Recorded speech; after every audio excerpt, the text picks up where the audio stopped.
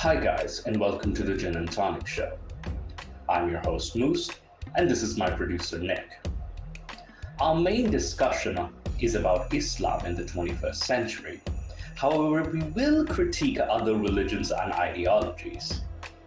We condemn any form of discrimination, violence, misogyny, slavery. We do, however, embrace many perspectives and free speech if it is factual and correct, and not based on any hate.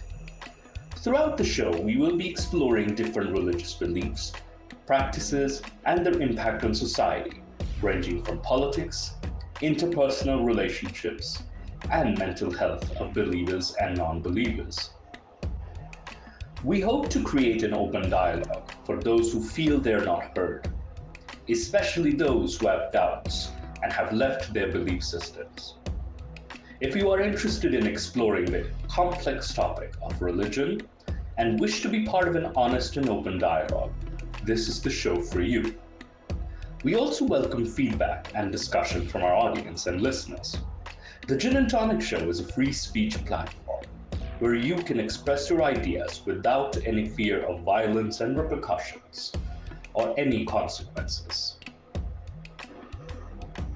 Please do join our discussion in the live chat as well as the comments.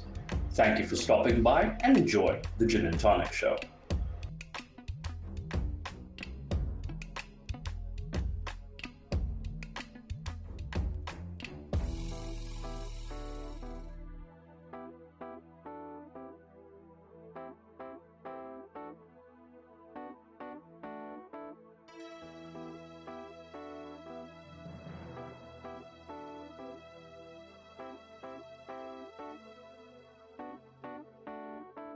Now, hello everyone. Welcome to the Gin and Tonic Show. I'm your host or producer Nick, and Producer, yes, correct. You're a producer, content creator, and what else? And host, researcher, host and researcher. researcher, Well, I'm more just host, researcher, and kind of face slash owner of the channel. So it's this is kind of a double duo thing. But yeah, Nikhil, Nikhil was so gracious enough to do this episode earlier with me because I had some commitments in the weekend. I have some wrestling shows in the weekend. And then I also have a commitment on Saturday as well. I'm going to West.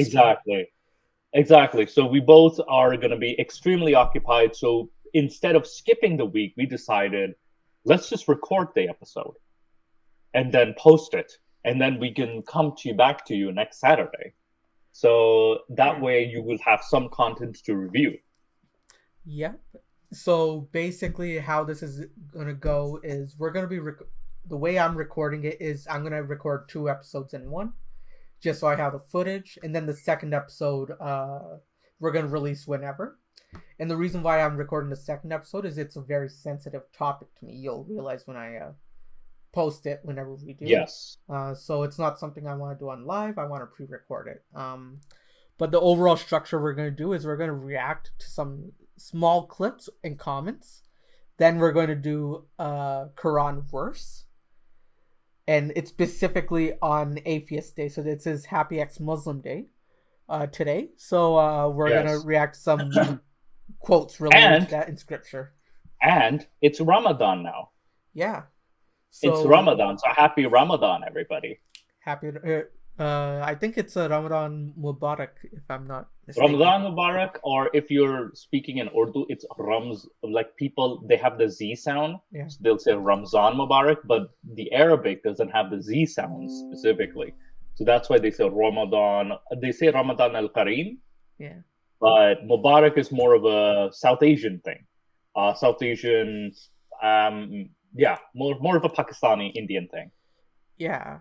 And then another thing we're going to do is we have the blue-haired, ultra-liberal, Islamophile, Daniel Hakikachu's best friend, ChatGPT, who talks about Islam. No. So we're going to do a presentation regarding that. Oh no! Oh boy! I've been hearing a lot about this ChatGPT, and I look forward to this this fiasco with and how it works, because again, I'm a dinosaur compared to technology, despite being a millennial. I feel like a dinosaur at times. Yeah, on that note, let's get started with our first thing. So this is gonna be a comment on last week's video. Hmm.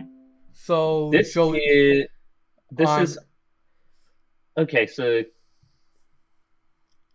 let me just this zoom it is in a bit. which video is this? On the one we did last week where we cut Okay, short. so the one we were reviewing, right? Yeah. The Muqaddama video. Okay, I still wanna. Yeah. Really interesting topic that we did. I know we had to stop short because of I had some family commitments, but yeah, it was a very interesting world, like the Islamicate world. Yeah, and I So think they took a lot of culture from the Persians because the Persians and yes, the Greeks and the both Greeks exactly. where homosexuality was completely open, right? Where even And there's Alexander the also, Great was bisexual. well, keep in mind they just had taken over many territories from the Romans. Yeah. So we also had like pedestry or something like that, which was boy love. That is. Yeah. It was a kind of Chris weird form Hansen's of favorite. yeah, Chris Hansen's favorite, a weird form of accepted boy loving, and it was just it kind of reminds me of the Spartans, if anything. So Yeah. it's just It's weird. great of the Catholic Church to accept this as well to modern day. Yeah, it's a very but yes. Let's not go too deep into the rabbit hole, Mr. Nick. Uh, actually, you know what? Let's just go deep. Let's go balls deep. Okay. All right, let's read this Yeah. comment here. Yes. Okay. Oh, the ironic hypocrisy. Some in Islam claim homosexuality is immoral, and at the same time worships a 53-year-old man who married and had sex with a 6-year-old girl. Base. A religion that is holy and normal and not at all perverse. Insane. Okay, I already love this comment so far. I already love how Joey points this out. Like it is ironic hypocrisy, though. Not gonna lie, especially considering the Sharia and the rules and regulations. So yeah, it is indeed very very ironic. What do you think? I quite find it like hilarious because they'll talk about the moral dilemma against like how they'll basically say because we're atheists we have no moral standing, but they'll say this kind of Yes, stuff. and not only that, they'll say, "Oh, the LGBTQ plus or like trans persons are ruining everybody. They're ruining schools. They're ruining this. They're ruining culture." And here we have a culture like this, which has accepted, very accepting, weirdly accepting of gay love. That is so. This is some ironic hypocrisy right here. And also, they say, "Oh, today is the day society's in decline." Yeah, it's been pretty much the same. I think if Jinny were here, he would say it's complicated and it's pretty much the same. So yeah, in order to respect or even be interested in your religion, it has to make a logical sense and be consistent. If you're Muslim, you need to read this. Islamic scholar Adifa Abdul Fatai said two principal books guiding the operations of Islam, the Quran and the Hadith, do not explicitly spell out homosexuality. In the Quran, it is not explicitly stated that Muslims should stay away or not. There is no ban talking about homosexuality per se, which is true. There is nothing explicitly stated, and lesbianism and transgender and others were not explicitly stated in the Quran. However, you have to go to the Lot story, though. And what is Lot hinting at? Of course, it's homosexuals. The truth is, Islam has historically been a lot more tolerant and accepting of gay relationships than many people think. In fact, on 22nd of June 2017, the United Kingdom witnessed a gay Muslim marriage. A marriage, 24-year-old Javed Chaudhry and 19-year-old Sean Rogan. The couple has been together, and the marriage is proof that it is. But let's see the reaction around it. He did get numerous death threats, though. I did read about those. I did read this article, and there were numerous death threats. So there is this movement, and also he does have a point, though. there are certain factions, sects within Islam that are starting to be, well, only the Ismaili sect, that there's a young group called the LGBTQI plus Ismailis. So they have been a bit more accepting. Okay, then he says, so it's like he said, the proof that religion is not 100% anti. I mean, I would say it is, because keep in mind, when you're talking religion, it has to do with the doctrine itself. So the doctrine, you also have to consider the hadith, and then you also have to consider the Sharia rulings too. If you kind of count the Sharia rulings, then yes, there's a death sentence. There's an absolute death sentence. Nevertheless, the Islamic culture has a history of accepting gay and bi people, and American Muslims are actually more tolerant of homosexuality and same-sex than even some Christians. I wouldn't be completely surprised, but then again, I also feel this may not be reflective of all American Muslims or North American Muslims. Because again, we've seen some British Muslims being very intolerant too. So again, I would kind of say Western Muslims in general. Here are 3 facts. Can you go down? Here are 3 facts about Islam that may surprise you. Go down.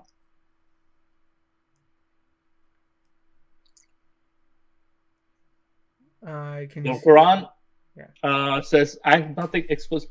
Even if it doesn't, here's where I disagree with. There's the story of Lot in chapter 11 and chapter 15. But that would be public indecency, right? As well. It could be, but the real issue was that Lot instead offered his 2 daughters to be raped by the mob instead of the angels. And I know Ginny would say, oh, it's about the guest, but the irony would be, oh, it's better you gang rape 2 girls than you gang rape 2 boys. That's what it's saying, basically. So it's kind of putting that morality into straightness over, like, and many translations will say, oh, it's for marriage. Like, they'll insert for marriage in brackets. But the Quranic verse, and neither the Bible in Genesis 19 ever say that. He's not offering 2 daughters for marriage to a gang. He's offering them to be shared. And he even lies to them that they're a virgin. So even though the daughters do have husbands of their own. So this is where he, and also he lies that they have not known a man. If they have not known a man, why aren't they married? So there's that. That story gets more messy if you actually, the more you dissect it, the more messier it gets. Then we have Muslim history was surprisingly tolerant of same-sex relations. Muslim scholar Shoaib Daniel explains, at the height of the Islamic Golden Age, I would say I wouldn't call it the Golden Age because I don't like it necessarily, the term. But I would say the Middle Ages, or the period in the mid-8th to the mid-13th century. It's because this area itself is a bit not necessarily a golden age, but more so it's a very different, I would say, but definitely say it's different. When Islamic civilization have reached its intellectual and cultural zenith, homosexuality was openly spoken and written about. Yep. And I think Ginny also was pointing out about the Arabic poetry about homosexuality. So this is definitely not surprising. Many Muslim poets, as read in the 19th century, wrote about homosexuality, and decided it was, a matter of fact, a beautiful thing. This is true that in 1858, the Ottoman Empire, a region which includes most of parts of modern-day Russia, Turkey, Syria, Iraq, Lebanon, even decriminalized homosexuality. And this was because their emperor did go to France and receive a Western education. So the previous sultans weren't as tolerant. So again, it was a bit late, but it was a good step in the right direction. So I won't deny this is historical fact. So it goes to show the society was changing. The Ottoman society was open to change. More American Muslims. I would want to okay, so more American Muslims. Oh, okay, comparative. Okay, in comparison to evangelicals, yes. So there's the evangelical movement in the Christian world in the United States. In 2017, 52% Muslims now agree with the statement homosexuality should be accepted, nearly double the figure from those polled a decade ago. PEW also found historic support for Muslim millennials 60%, US-born Muslims 57%, and foreign-born Muslims 49%. And I wouldn't necessarily be surprised by these figures because millennials, US-born, would also find that the environment is a lot more accepting of these values. And then the third factor is foreign-born Muslims, even those who've migrated, are escaping persecution. They are escaping. There's a good chunk of them that don't want to live under these stringent Islamic rules. And when they say foreign-born Muslims, they're not taking into account ex-Muslims. Hey, they could be ex-Muslims hidden in the closet too. So there's many factors that we can. So I wouldn't necessarily be surprised by some of these figures. However, yeah, 49%. So it is a 50-50, almost a 50-50, because even in Pakistan, there's this movement where they want to accept the LGBTQ, but then there's also this extreme pushback as well. So definitely this is a good sign. PW found historic support amongst Muslim millennials, 60%, 57%. Okay.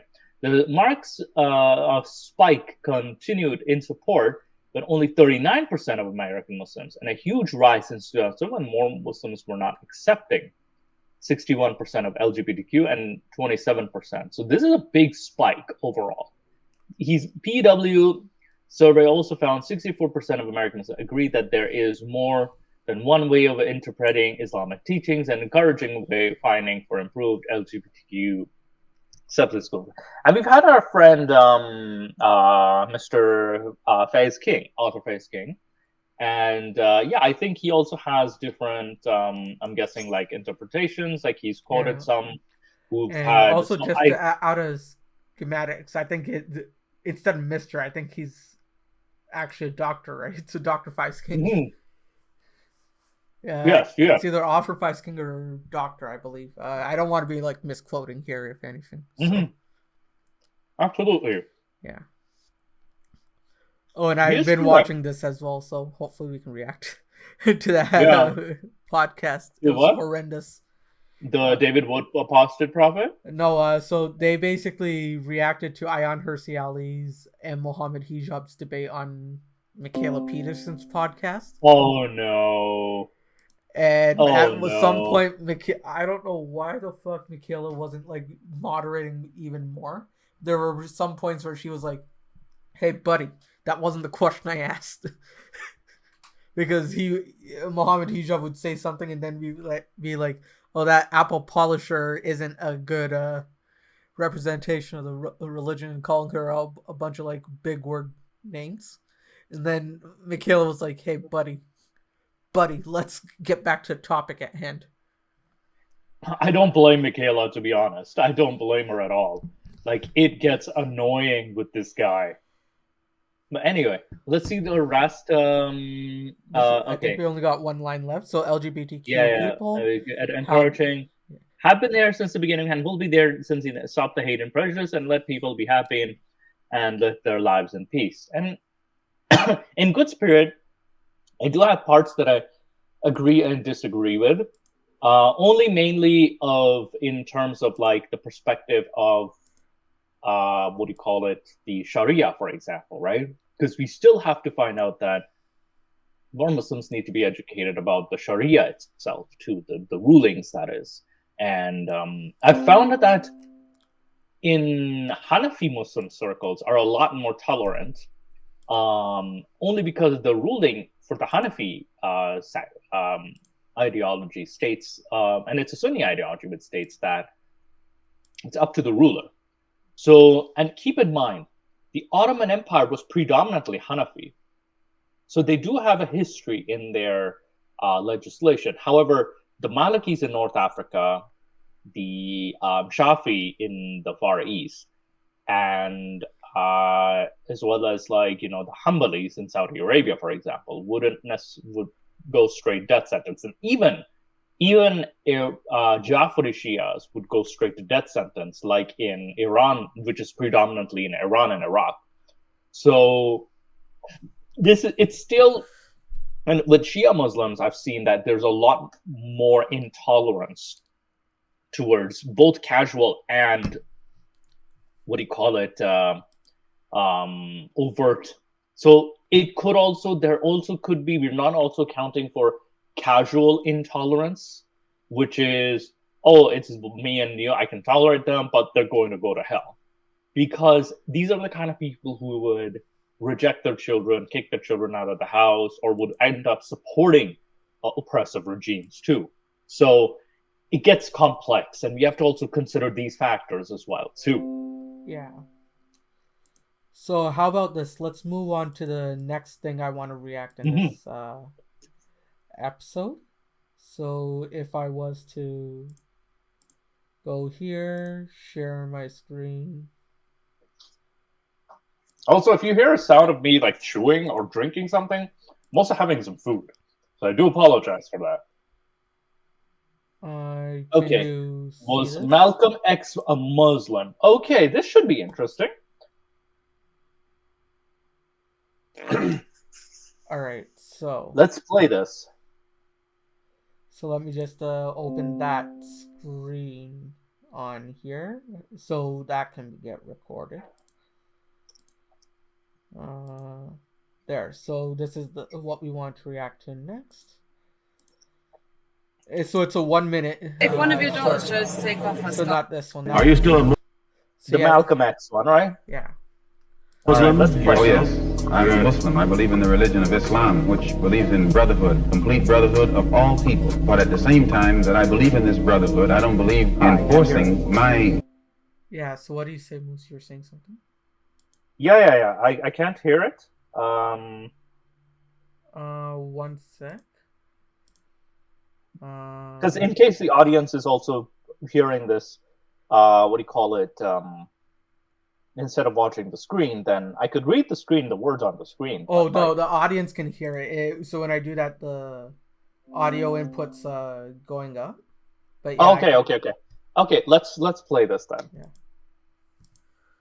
Desire for brotherhood upon those who aren't willing to accept it. Because I think the Christians would say that they also believe in brotherhood. What did you say to that? I'd say they believe in it, but don't practice it. That's a pretty good answer. Are you still... Yeah, so what do you say to that? Wait, can you play that again? Are you still a Muslim? Sorry. Oh, yes. Try. Yeah. Yes, I'm a Muslim. I believe in the religion of Islam, which believes in brotherhood, complete brotherhood of all people. But at the same time that I believe in this brotherhood, I don't believe in forcing my desire for brotherhood upon those who aren't willing to accept it. Because I think the Christians would say that they also believe in brotherhood. What did you say to that? I'd say they believe in it, but don't practice it. That's a pretty good answer. Are you... Yeah, so what do you say to that? Oh man. I mean, it doesn't disprove or that he's a Muslim or not, but it does go to show that he is not necessarily tolerant of because like even the question, the person asking the question is actually asking, like, wouldn't Christians say the same thing too? Yeah. And he's like, yeah, but they don't practice it. It's like, but then they also accuse the Muslim side of not practicing it too. So we're kind of like in a weird stalemate at this point. So, and also the video is kind of deceptive title-wise. It's like, was Malcolm X a Muslim? Doesn't show any facts that dispute it or anything like that. So, and also like it. So I didn't find anything that was particularly like shocking or anything like that. And I feel like it's one of those clickbait stuff. So, yeah, like, with all the respect I have for Malcolm X, I have to say he probably hasn't read the Christian doctrine, because the question was, does Christianity promote it? And I think it promotes that fraternity itself does promote it. It's just the people not practicing it. They're bipartisan there. So I think that's a thing. With all due respect to Mr. X there. Or and Brother Mr. X. Malcolm X also, he's under the impression that all Muslims are also in one united brotherhood, which is But incorrect there's as so well many sects, too. and there's certain sects that get Exactly. oppressed and such in the world. Exactly. Like, for example, the Shia Muslims are a victim. And even in cases of, let's just say, the Yemeni Houthi rebels who also have started indiscriminately killing Sunni persons too, as well as in Iran too. So it's also like it depends on who's in power specifically. So whoever's in power, generally speaking, I've seen more Sunni Muslims being more intolerant of Shia Muslims because of the doctrine, which says that I think Ibn Taymiyyah did this fatwa where you can actually kill a Shia and you can actually get into heaven. They use the term Rawafid or Rafidi. Yeah. So so there's that he doesn't know of, and Mr. X, as much as I respect him, he also doesn't know much about not only just Christianity but also his own religion too. So he's kind of like ignorant of his own religion. But then again, he was also following this doctrine of like the Nation of Islam, right?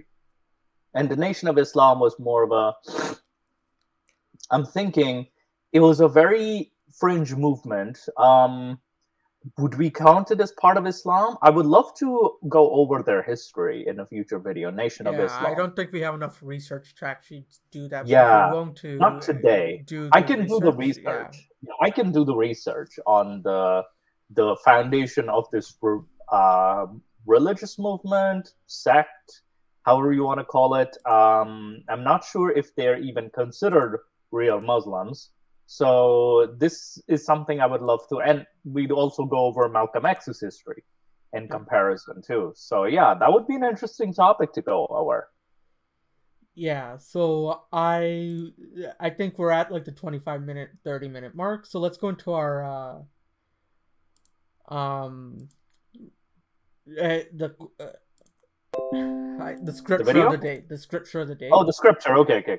All right. So if I was to do this and I do this, this is the specific scripture I'm talking about. Let me just get that. All right. So this is Quran 2:256.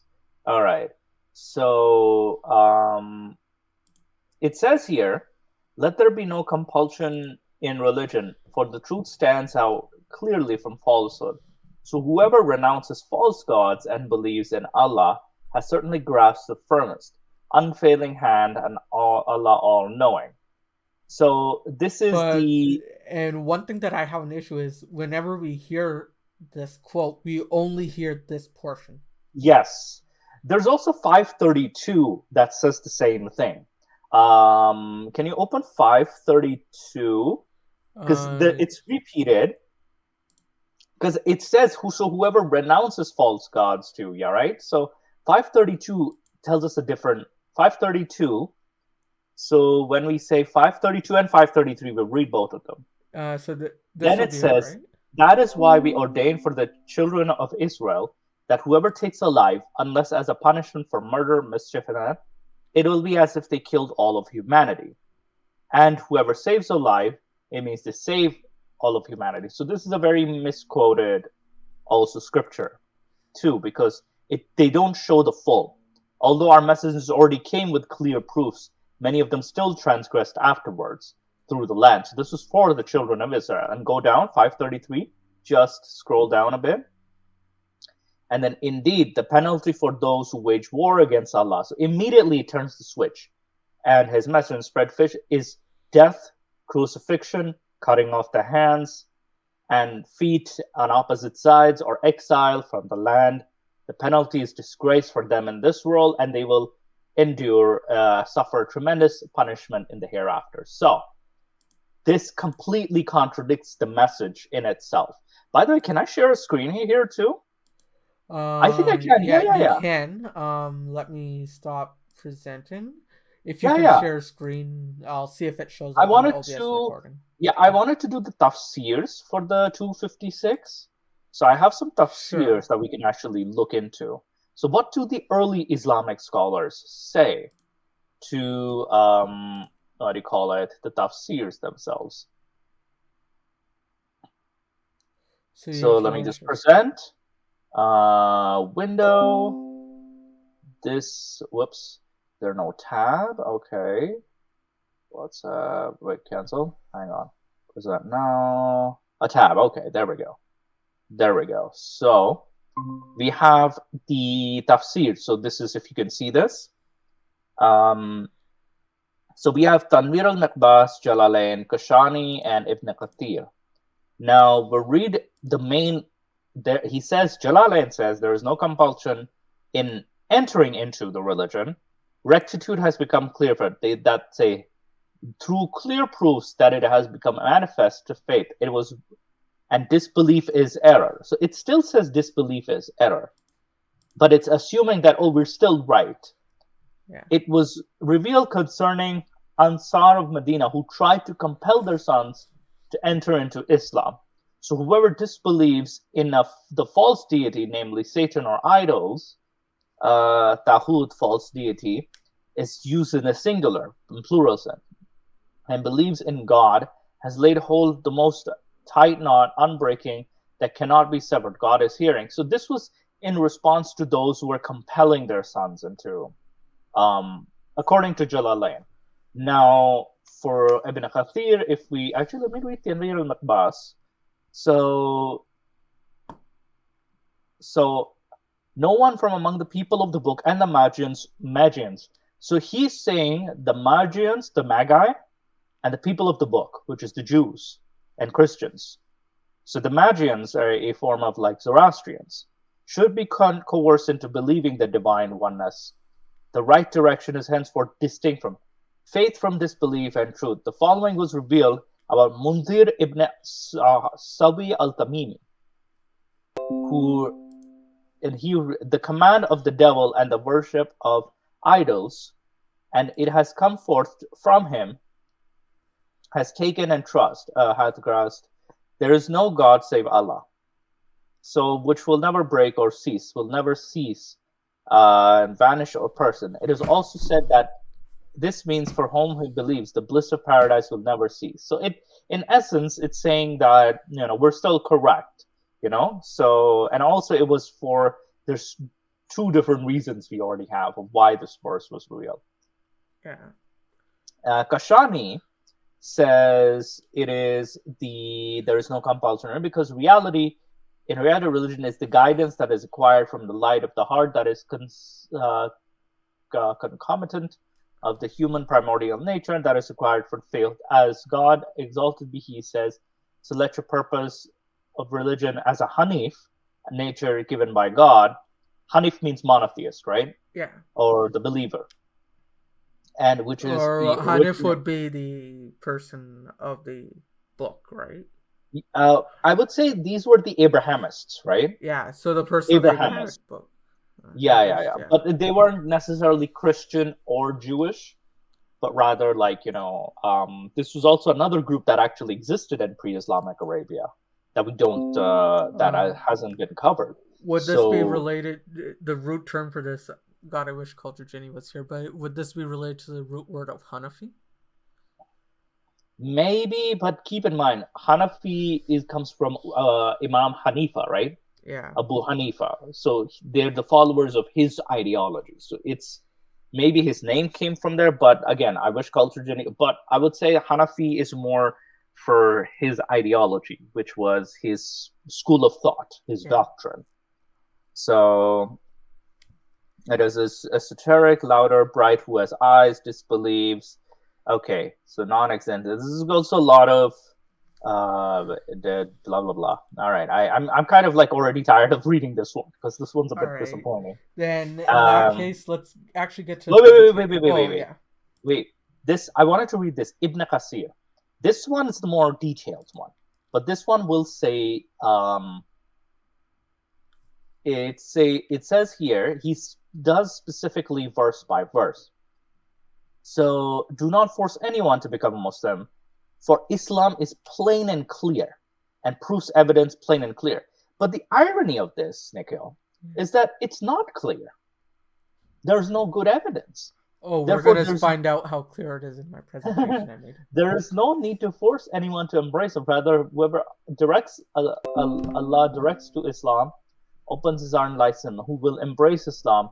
Whoever Allah blinds whoever Allah blinds, so Allah's already, it makes Allah already look bad, because he blinds his heart and seals his hearing and sight. So what the hell is Allah doing then? Allah's practically setting you up for failure, because in exchange, you're going to go to hell and be tortured for eternity. So Allah is practically setting you up for failure in this. Then he will not benefit from being forced to embrace Islam. It was reported that the Ansar were the reason behind revealing the ayah, although its indication in general, meaning Ibn Jarir, Abbas said that before Islam, when an Ansar woman would not bear children who would live, she would vow that if she gives birth to a child who remains alive, she would raise him as a Jew. When Banu an-Nadir, a Jewish tribe, were evacuated from Al-Madinah, some of the children of the Ansar were being raised among them. And the Ansar said, "We will not abandon our children." So Allah revealed there will be no compulsion. Verily the path is distinct from the wrong path. Abu Dawud and also recorded this hadith. And the hadith for that Imam Ahmad, which Anas said to a man, embrace Islam. The man said, "I dislike it." The Prophet said, "Even if you dislike it." So there's even contradictory hadiths. That first, this is an authentic with only 3 narrators between Imam and Ahmad. However, it is not relevant to the subject under discussion. For the Prophet did not force the man to become Muslim. The Prophet merely invited him to become. And he replied he does not find himself eager to become Muslim. The Prophet said that to the man, that even though he dislikes embracing, he should still embrace it, for Allah will grant you sincerity and true intent. So he's kind of like, playing this little trick, so to speak. Like, oh, we're not forcing you, but we're forcing you, Or we're trying to socially pressure you. Oh, it's okay if you don't need it, but if you don't, you're a fucking pussy, is essentially what they're saying. Yeah, and keep in mind, there's also verse 9-5 for the disbelievers, as well as 9:29 that we read too. Oh, remember? I was gonna react to that to next episode, so don't be like doing proof. Don't foreshadow too much. But keep in mind, 9-5 was sometimes referred to as, according to some, it kind of abrogated this verse. Yeah. So it also like there's different hadiths. There's no clear it's saying, oh, you're a pussy for not accepting it. Yeah. There's a man amongst us. Yeah. So basically, it's the most misquoted verse. But also, let me just go back to the corpus itself. So, surely whoever believes in false deities, they never say, whoever believes in false deities and believes in Allah, then he surely grasps, so disbelieving in false deities is key here. It's still anti-polytheist, for instance. So, it isn't necessarily a good look, so to speak, because it's only quoted one part, but they never quote the second part, which is against the polytheism, and also quite like the an reason. MLM. Yeah, quite like an MLM. Yeah. They're trying to hide it. Yes, they try to hide the full verse. So if you're ever quoting this word, quote the full thing. And just like I showed you 532, 533, actually, let me read the following verse in 257. Darkness and who disbelieved, evil ones. Yeah, so basically it also kind of says protecting, it brings them to the darkness. So Allah is the one who is bringing, and those who disbelieved, the guardians are the evil ones. So basically, it's just, what do you call it? It's just saying like, oh, but you're still a bad person for disbelieving. You're evil for disbelieving. Yeah. All right. Was there anything else that you wanted me to? That was it for scripture. I want to keep the scripture section relatively smaller, sure, just because we probably want to do the presentation. So if I do this, can you now see the presentation?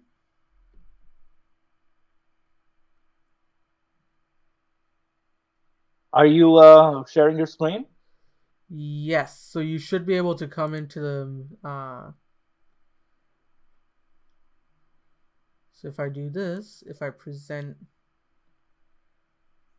this tab and I share, you should now be able to see it. Okay. So debunking ChatGPT, the science aspect. All right. All right. I think you can also start the present aspect so we can see it closely. I don't think it's gonna let me do a present. Really? Yeah. Yeah, it's not letting me do a present. Oh wow. Okay. Yeah. Let's just go down then. Via share screen. That's fine too. Debunking ChatGPT. Okay. So The questions I asked ChatGPT. yeah. Is the Quran? So what I'll do is for the actual audience, I'll zoom this in because they don't need to see our faces here. Okay. So is the Quran scientifically accurate? And what are the scientific miracles in the Quran? Darn it, Nick! You had to start a pot, didn't you? Yeah. So this should. So right now the audience should only see the slide, so it's a lot easier. Whereas you and I can just see everything. All right. So those are the two questions I asked this blue-haired liberal. This is the response I got for the first question. Okay, so it says here, the Quran is not a book of science, but it contains many references to scientific phenomena and natural phenomena that have been found to be accurate. Oh, dear Lord. Of course, okay, you're correct, it's not a book of science, but why are you still making references to scientific phenomena? What's the point then? For example, the Quran describes the stages of fetal development, including the formation of bones. It's kind of out of order, though, which corresponds with modern embryology. Quran also contains. Then there's also contains reference to water cycle, geology. Especially astronomy. I would disagree with astronomy, especially astronomy. What gets me is it's found to be scientifically accurate, but we're gonna see how yeah, it's not. Again, found how it's scientific. However, it is important to know the Quran is a religion, not a scientific textbook. The scientific information contained in the Quran is intended to illustrate the power of it's such a good escape, And I've seen some responses from Muslims too, like this. It's like, oh, it's not a science book, but it's giving you the power of Allah rather than provide science explanation and theory. Okay. Additionally, some scientific claims are subject to interpretation and debate. It's so vague then. It's subject to interpretation and debate among scholars and scientists, and some claims have been found to be inaccurate or incomplete based on modern insight. Oh, wow. So you're contradicting the answer. In general, it is important to approach the Quran with a respectful and open-minded attitude. Yeah, sure. Screw the respect. While recognizing that its primary purpose is to provide spiritual guidance rather than scientific knowledge. Now, it's so it's a very double-edged answer too, because if he had said the Quran is not a book of science and it's more for spirituality, right, I would have been okay with this completely. I would have been okay with this, but no, this goes to this whole fucking explanation of the embryology, the miracles, and the scientific facts that it describes. All right. What was the what does the next slide say?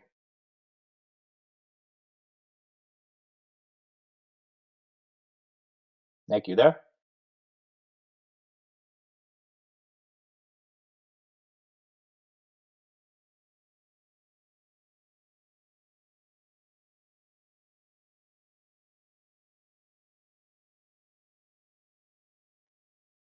As Nick is not spawning, I'll still analyze some of this stuff. So it's so bizarre. They're saying, oh, you're not a scientific textbook, but why are you making these claims then to begin with? And these claims get popular. So yeah, Nikhil, are you back? Yeah. I got this Amazon package. I actually was meant to put it to your house, but I accidentally did it to mine. So I trolled myself. All right. So finally your evil deeds have like backfired upon you. Oh no, I'm still bringing it to your house. So. Damn it! All right. So yeah, I think I finished with this section. What's next? The question you asked about the scientific miracles, right? Yep. So this is question number 2. Okay, so Muslims believe that, or many scientific miracles, or instances where the Quran describes scientific facts that were not discovered until this in itself were not discovered until much later in human history is complete bullshit. Because a lot of these facts are observable facts. And they were also brought from from preceding Greece, books. Persians, and the Indians. And now that it contains detailed descriptions of the fetal development, but they keep in mind there have been so many births. They could have also noticed this too. So whatever the embryology knowledge that is in the Quran is super vague. Not only that, but it's also got the order wrong, but it's observable practically. Astronomy. The Quran describes the universe as expanding, which is not discovered by scientists until the... This one I hate so much because also refers as swimming in their orbits, which is similar to the idea that gravitational forces holds the... No, the Quran assumes that the sun is moving. It also assumes the sun is like doing sujood to Allah and then setting in the west, and then someday the sun will rise from the west too. So it's assuming a flat earth. Just on the embryology, I'm just gonna search something. Yeah. There was actually a sage in India who died in Kasi or Varanasi at 700 BC, who was already performing surgeries. His name was Shushruta. Yeah. So this isn't new information, the embryology stuff. He was already doing C-sections during this time. And cesarean C-sections during that time. And then we also have the time of Caesarion himself, Julius Caesar's son from Cleopatra. Also, like, again, that's where the cut term Caesarian comes from, the modern. But yeah, that time, that is 600 years before the Quran. Yes. That one's 700 years before that. So this is 1,400 years before. Yeah. So this is not new information of the knowing about embryology, and also like this could have been observable fact. But we'll also what they see is, what does the verse actually say? We don't know what the verses actually say. And then also it answers, Quran references the layers of the earth, the role of mountains stabilizing the earth's crust, which corresponds to modern geology. No, it doesn't. I have the quotes for that as well. Okay. And so then all the these I have cycle, the quotes, yeah. And then the water cycle, it says, it describes the water cycle, includes the process of evaporation, condensation, precipitation, which is not fully understood by scientists until modern times. I love how they say until modern times, so keeping it vague. And human physiology. Quran describes function of the sensory organs as well as the process of breathing, and these descriptions are considered accurate and not fully. Oh boy! Like, wait till they get to the sperm part. That sperm comes from the backbone instead of the testicles. Oh this is what I like the Muhammad. I like Muhammad Hijab's explanation of it, where he's like, "Oh, they put the camera underneath the guy's ball sack, so it looks like it's between the rib cage." No, that's so stupid. Just because it does look like it doesn't mean it's actually accurate. Like, it's such a stupid escape, you know? So stupid. It's important that these scientific are referenced to interpretation, subject to interpretation, and debate among scholars and scientists. And some claims have been found to be inaccurate, or incomplete based on, I would say yes, incomplete based on modern scientific understanding. This is incomplete information. Additionally, Muslims view scientific evidence as complementary to rather than contradictory to scientific theories made through empirical research and experimentation. Yeah, so, and he's not wrong that some Muslims find that, but it's so easy for them to accept it. It's like, you have such a low bar. For example, evolution, right? It's it's like such a low bar, and then for evolution, they'll take forever to actually fucking, accept. Yeah. And they'll demand the utmost evidence, or even anything contradictory to the Quran. Yeah. So this is something about embryology. This is a Ooh, quote. yes, this is the verse I gave you. Verily, we created man from a product of wet earth, Salalatin min 18. And I think you did mention something about this in your debate with, what's this guy's name? Nader? Yeah. Then placed him in a drop of seed in a safe lodging. Then fashioned, we dropped the clot. Then fashioned, when a clot a little lump. Then fashioned, we little lump bones. Then clothed the bones with flesh, and then produced it another. So blessed be Allah, the best of creators. You want to know the funniest thing about this verse, though? And it's not the scientific aspect. People don't know the story behind this verse. So it wasn't Muhammad who came with the last part. Guess who came up with the last part? So blessed be Allah, the best of creators. Who? The guy who was writing it in front of him. So this guy is called Abdullah ibn Abi Sar. He was the cousin of Osman, and he was invited as a scribe. So when Muhammad was stating this verse and produced it on another creation, then Muhammad stopped and he was thinking. So then Abdullah ibn Abi Sar said, so blessed be Allah, the best of creators. And Muhammad was like, yes, write that down. What does that make you think? Oh, it was written by a man who probably had schizophrenia or bipolar. Probably. And not only that, he said, oh, write that down. This is how it was revealed to me. So Abdullah ibn Abi Sar was like, this guy's making this shit up. So he left. But then when Mecca was conquered again, Abdullah ibn Abi Sar was supposed to be subject to a death sentence. But Usman had saved him. And even then, Muhammad wanted to kill him. And he said, why didn't any of you rise up to kill him? They're like, you didn't give us a command. He's like, I don't need to give a command. So this story, it's from the Sirah of, I think, I can even present the story. I have it in some of my slides too, actually. Yeah. So this is the funny story behind... we'll probably look into that after we're done. Yeah. Because I don't want to be messing around with StreamYards as much as... Or StreamYards as much, Yeah. So I wanted to... This is why I wanted to see, the story. People quote this, but they don't know the story behind this. It gets messy, the story, the theological and the historical story behind this.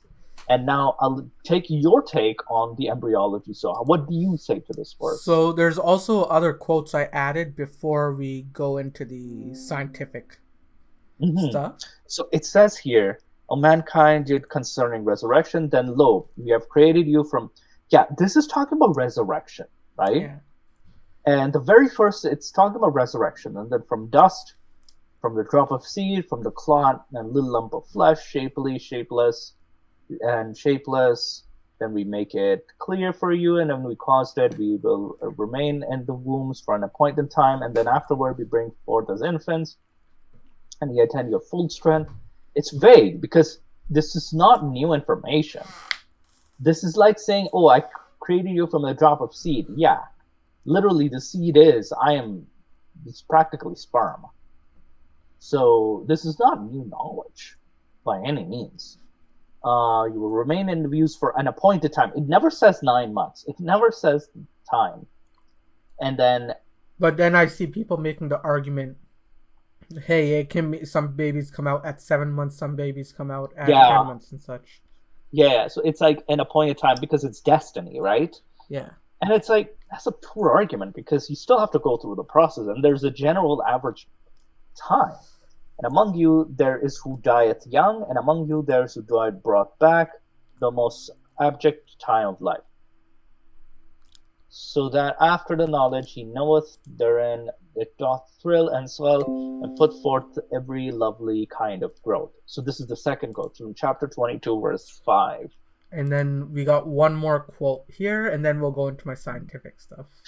Okay, so it is he is who created you from dust, and the drop of nutfatin from a clot, and will bring you as forth as a child, and then ye attained full strength, and afterward ye became old men.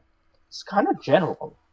This one's a super general, though some way about among you die before, and yet you're going to reach an appointed term that happily you may understand. So it's super vague. It's kind of like anybody can make this claim, you know? Yeah. All right, let's hear your scientific critique. So my scientific critique. So embryology in the Quran is often criticized from a modern scientific perspective. So more details include references are given throughout the article I read, but the main criticisms that I collected are as follows.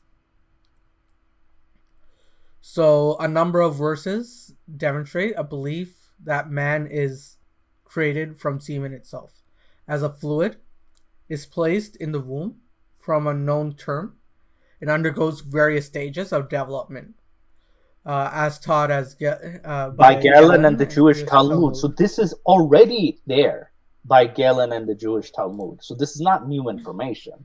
For example, here, right? The drop of seed, right? Yeah. Mm. But what when I was reading and researching is there's no mention or the sign or awareness of the female egg or the ovum. Mm. Absolutely. There's no mention of the female egg. So if there's 46 chromosomes for whatever amount, so if you're a cow, there's a certain amount. If you're a human, there's a certain amount. Yeah. For humans, it's 46. 23 come from the male or the zygote. And 23 come from the male sperm. And then when they fuse, they mix. Right? But and then that's when it becomes the actual fetus in the baby, or in the mother's uterus. There's no mention of this in the scriptures. Yeah. Because it's, even with Aristotle, I believe, the reason why it was called the bloodline with the father is because they believed that semen was a purified menstrual blood. Right. So that's why they have this idea that it's the father's bloodline and not the mother's. Yeah. Where it's a 50-50. Right. So the embryo is then said to be congealed blood. All the classic tafsirs, or the commentaries, understand the meaning of alaka to be blood and congealed blood, and clotted blood is a definition of the word in classical Arabic dictionaries. Yeah. Regardless of alternative meanings for this Arabic word, it does not make sense to use a word whose main definitions include an explicit biological meaning, clotted blood, in a description of a biological process, embryology, if that is not the intended meaning. Certainly, from the point of divine authorship of the Quran, such imprecise meaning would throw doubt in the Quran's claim to be clear. Yeah? So, it also says, the choice of word now causes a well-justified suspicion. I agree. The choice of wording, too, like you pointed out, causes doubt. Like, it should cause doubt into the mind of a believer. And not only that, and for centuries, this has misled people into thinking that embryo is one stage.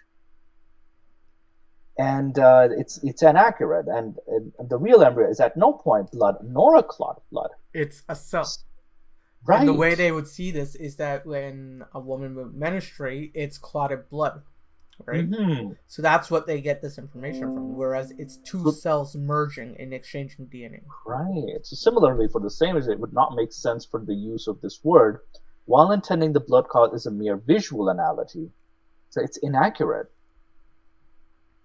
Oh, you also pointed this out too. The Quran claims that bones are formed from before being clothed with flesh. In fact, cartilage models of the bones start to form at the same time as and in parallel with surrounding muscles. And this cartilage is literally replaced with bone. Interesting. So it kind of says that it's the opposite. Like it's saying, oh, bones are formed first. Yeah. Now, the audience should be able to see this as well, but this is for astronomy. Yes. Okay. So, Allah belongs to heaven and the earth, while Allah frees. This one's vague. Yeah. This one's like, okay, belongs in the heaven and earth. But what is heaven exactly, you know? Yeah. And in astronomy, So there is no indication of any other features of the universe that modern people take for granted. There's no concept of solar systems, of galaxies, or of space. There's no hint that the Earth is a planet like other planets visible from it, or that stars or other suns that very far away that exist, where stars are other suns just very far away. Quranic cosmology is primarily limited to that which is visible to the naked eye, and where it goes beyond this, invariably strays from what has been learned by scientific investigation.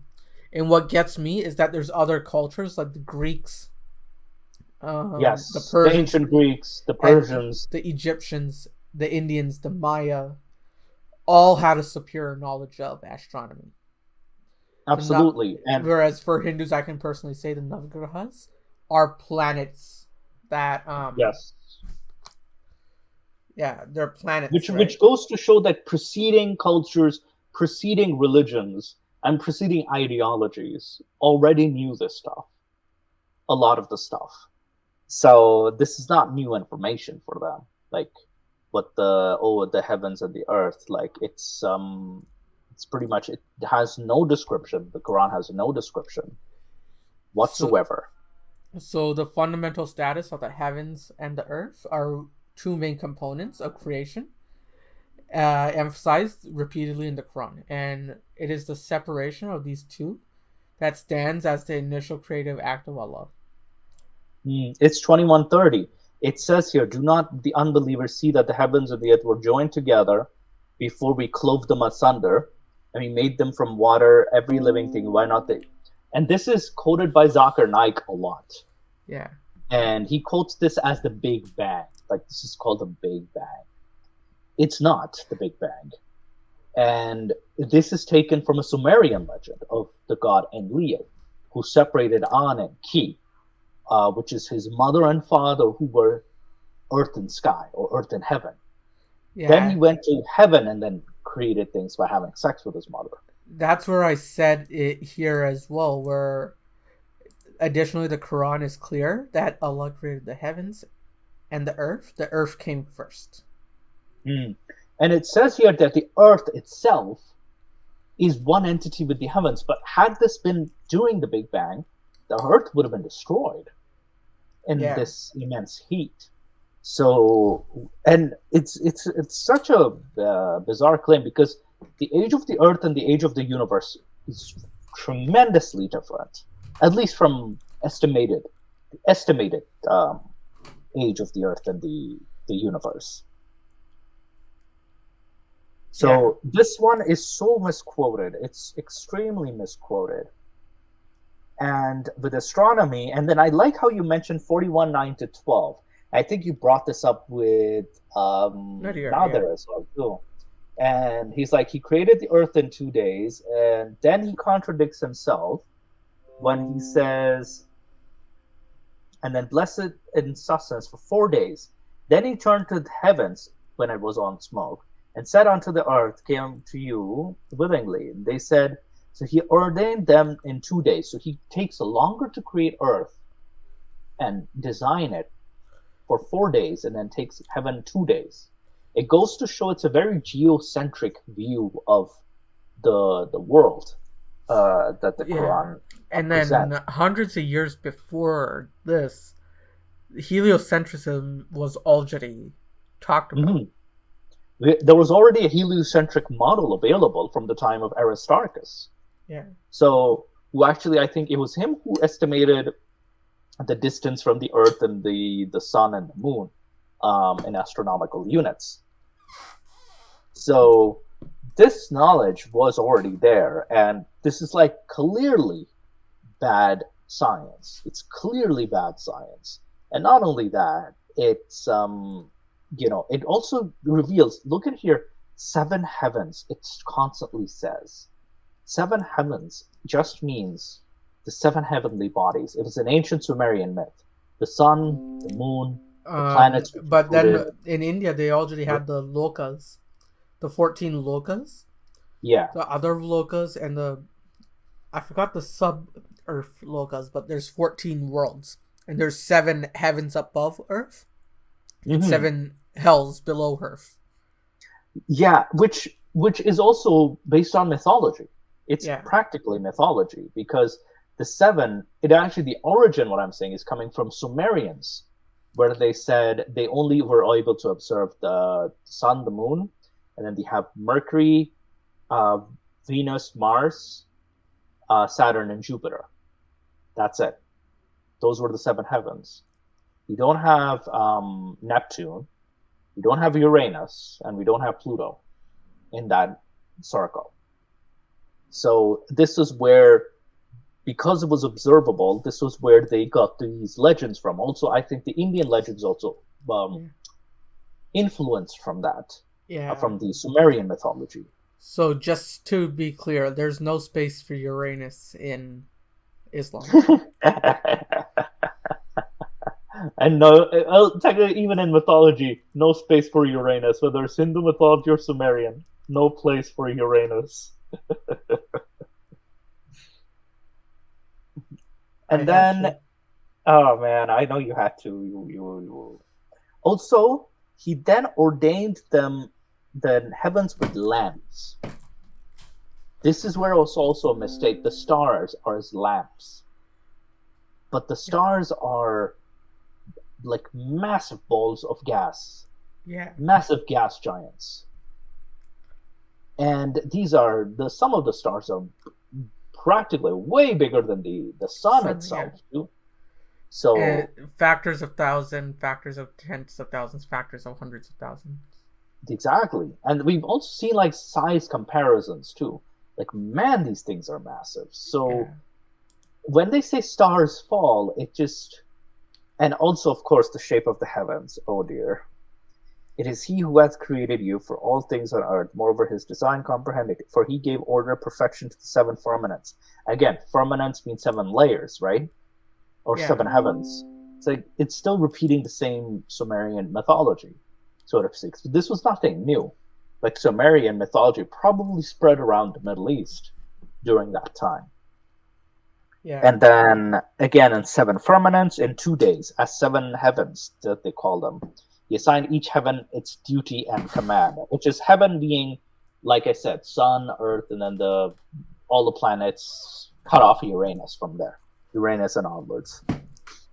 Yeah, but the thing is, in various mythologies, they don't call it heavens. They call it lokas, or realms. Mm-hmm. Right, they're realms, right? Yeah, whether it be Scandinavian ones with various realms, or whether it be the Hindu ones with various realms. Because loka translates to world or realm, not heaven. And you know, the term heaven is also used in the Epic of Gilgamesh. Yeah. The Epic of Gilgamesh uses the term 7 heavens a lot. And I actually read some of those tablets too. There was a novel version of them. So it was very interesting to see like the words being repeated from the same Sumerian source. So this is some what do you call it? I know, ancient alien stuff, but yeah, this is where the Sumerian mythology is repeated here. Yeah. So let's go to the next one here. I also have this from the shape of... Okay, so they interpret, we have built the heaven with might, with sea we will make vast extent thereof. Yeah, so this is the summary of the argument. So Tava and Misridi that argue that the Quranic heavens are flat. Right. Is it like the expanding one? Yes, I believe so. Okay. Yeah. So it's like the expanding one, or continually expanded, which favors a flat expanse rather than a dome. Could be, they also consider this verses it mentions invisible pillars. Yes, there are pillars mentioned if the heavens are held up by pillars. And this idea also comes from the Alexander Romance legends too. Yeah. Well, Alexander the Great had some various legends written about him.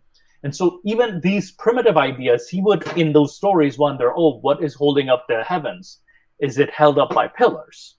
I think it was maybe it was the Syriac one, but it could be the Ethiopic or the Egyptian one. I'm not 100% sure, but the Masked Arab did a good analysis of, the Alexander romance as well. So these stories were relatively, this was not a new idea with having the pillars, that Allah holds them up without pillars. And then we have 67:12. What does the verse say actually in 67:12? If you let me just see if I can get it. Actually, let me just find it. No worries. I have the Quran white website with me. It says 67:12, right? If you want to present. You don't have to present because again, it's Oh yeah, sure. Why not? All right. So let me just present. There we go. That's it. Indeed, those who fear their Lord unseen, for them is forgiveness is great. Wait, that's it? And then what was the other verse? Let me just 1 sec. It's 57:21. 57:21. Okay, let's see. My meat is so just word? just wait for a sec. My meat's kind of going slow, so OBS is kind of using up all my CPU right now. Oh no. Yeah, so it's kind of loading for a sec.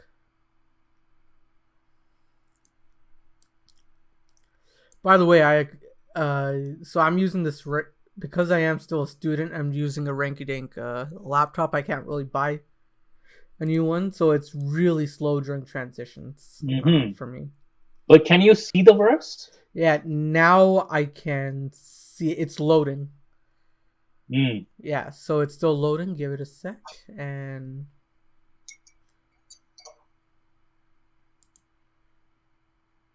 yeah, now I can see it. Yeah, so it says here, the corpus, raise to the forgiveness from your Lord, and a garden, its width, like the width of heaven and earth, prepared for those who believe in Allah and his messengers. That is the bounty he gives to whom he wills, and he's the possessor of the great bounty. So it's not talking about heaven or earth here. It's talking about the garden. So you see, Wadid Din Khan kind of clarifies of why with another, your Lord's and for a paradise. Like you should aim for a paradise as vast as the heaven and earth. So it's not talking about astronomy here. It's talking about heaven, like paradise itself. So when you actually read the verse, it presents a different picture altogether. Yeah. And would this be referring to when they mean paradise, would they be discussing to Tower of Babylon as well? Sorry, you were saying? So would this be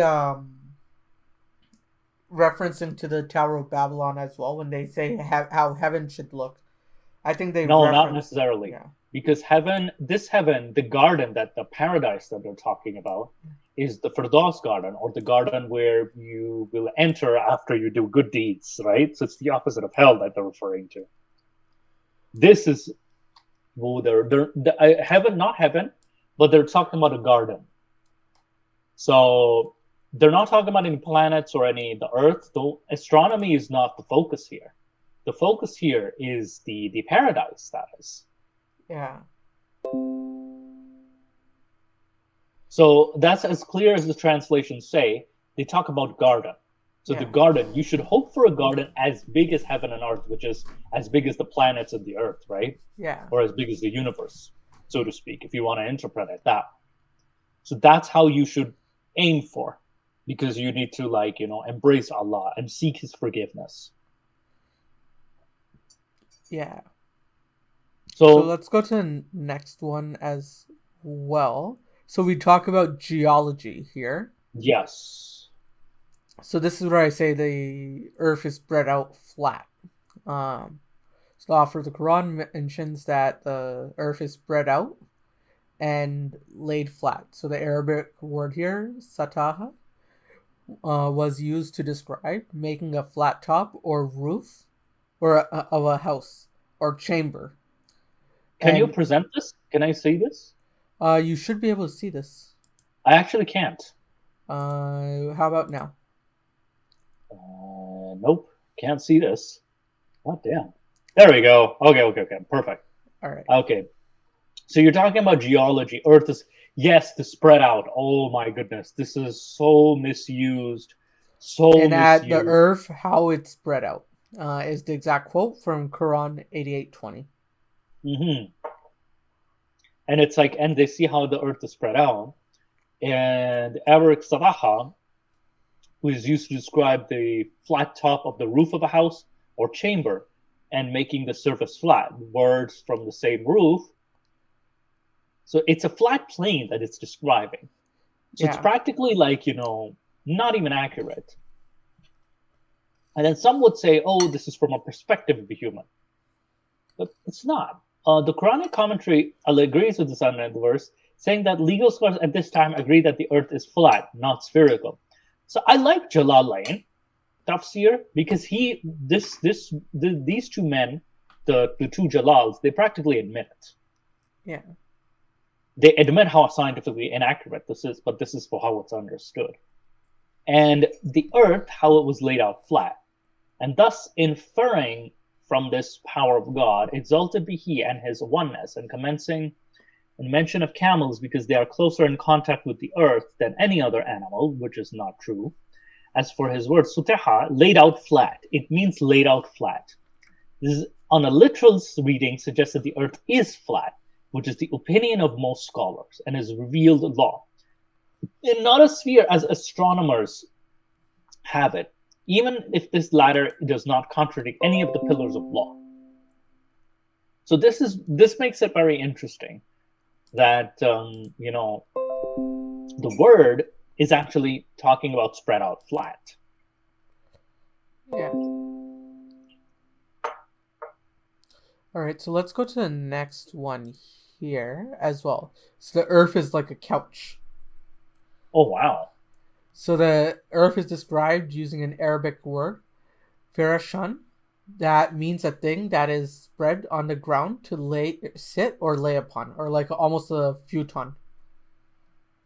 He made for you the earth a bed spread out, and the sky a ceiling, and sent down from sky rain brought, and thereby fruit. So the sky itself is a ceiling.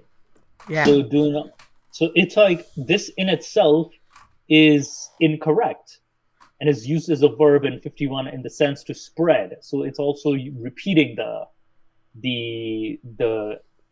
spreading, and the sky is also ceiling. So this is also inaccurate, pretty much. Yeah. I would say like a couch, but more like a bed. So a futon, in a sense. Yes, a futon, yeah. So the same root word for couch in Quran 2:22 is used as a verb in Quran 51:48 in the sense to spread. It's the first word translated spread here. And then and the earth, we have spread it, how excellent we are the spreaders. That's the verse. That's what it says.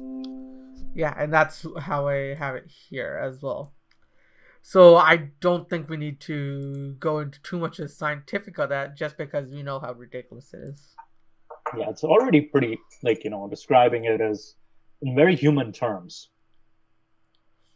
Modern geology has discovered, you were saying? I think this is your expertise.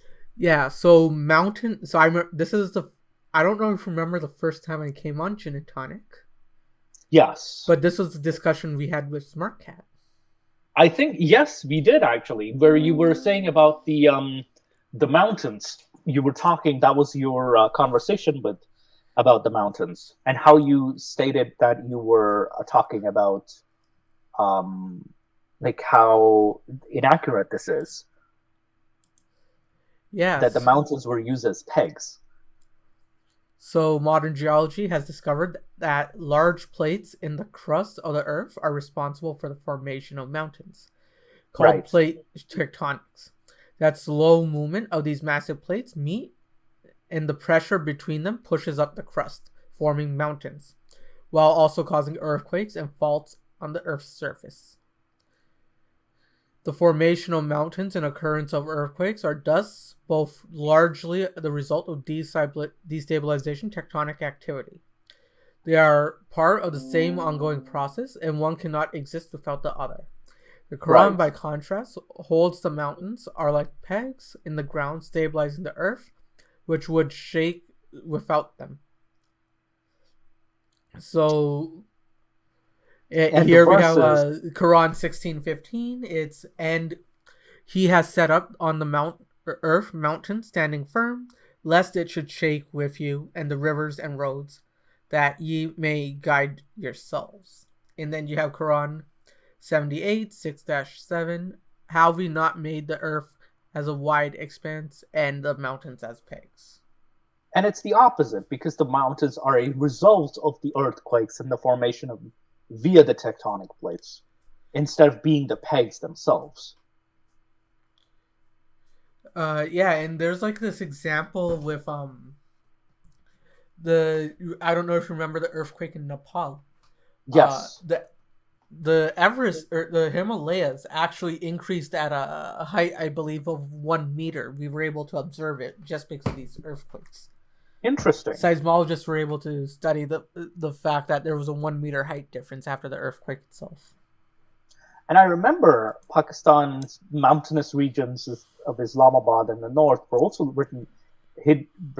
experienced some very rough earthquakes. There were loss of lives.